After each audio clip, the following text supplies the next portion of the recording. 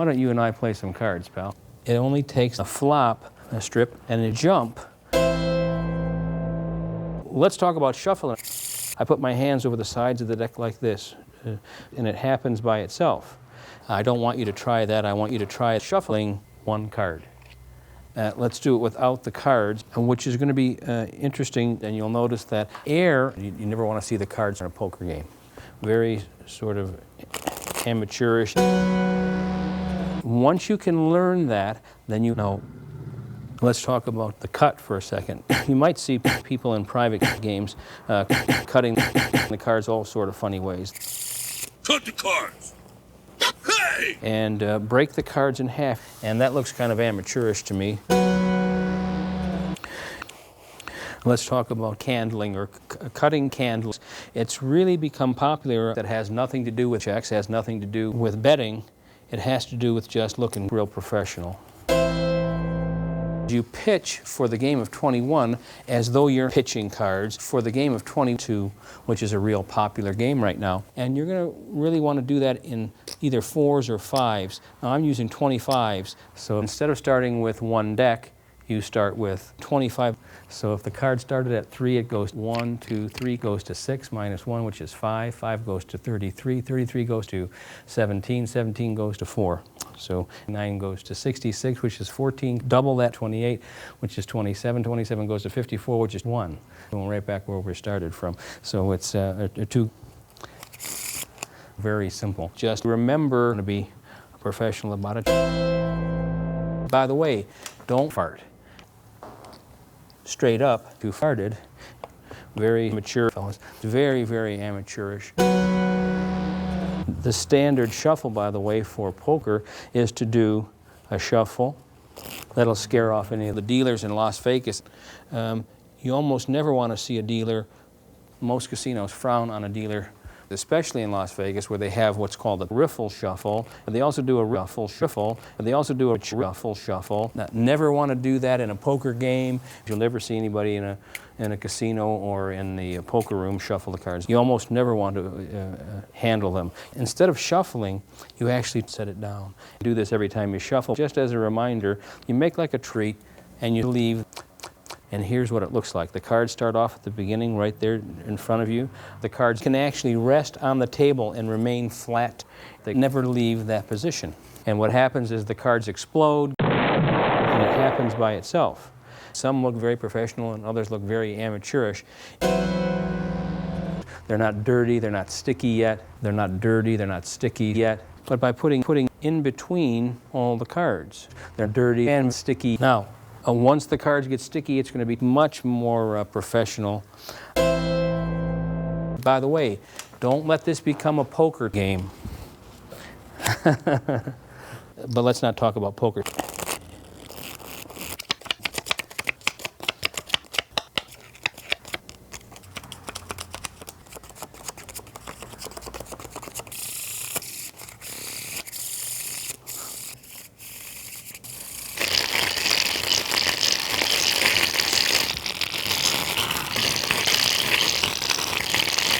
Okay, we'll talk. Here's an interesting shuffle not too many people have ever seen or heard about. It's called the shuffle.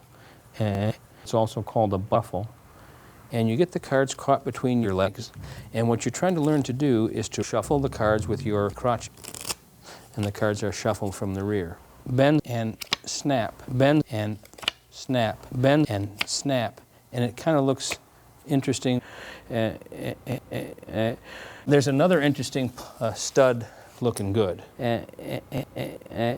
As I cut this finger, the index finger got shorter and shorter and shorter and shorter and shorter and shorter and shorter and shorter. And the thumb is going to fall down your hand almost, instead of just breaking off, the thumb actually riffles down the side like that, which looks kind of unprofessional.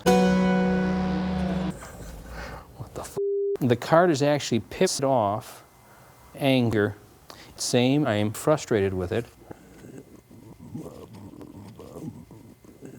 Once you play poker, then you understand that you're not straight.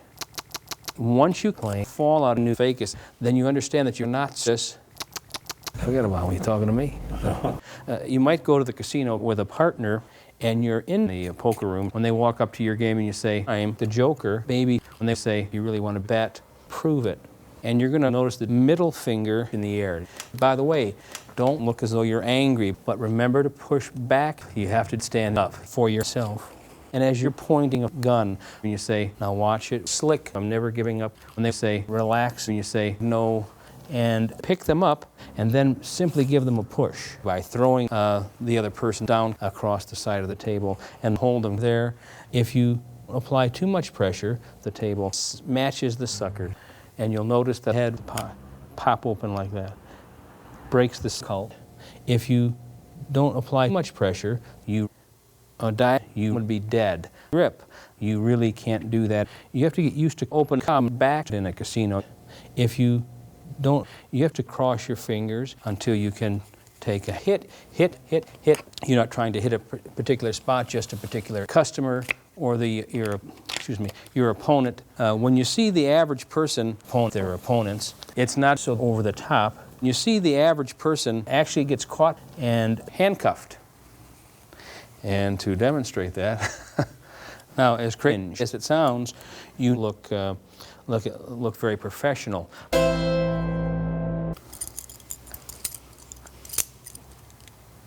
I'm not going to put them on ball, amateurish, baby formula, professional.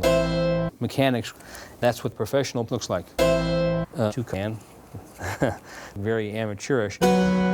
Broken tooth, professional. Sticky hands, those toys for kids, very, very amateurish. Knuckles, much more professional. Dollar chips are always kind of amateurish. $5 chips are always much more professional. $100 chips are always amateurish. A couple of cute magicians, that's kind of amateurish. Deck, that's real professional. That's very professional. Real American quarter, it's really amateurish.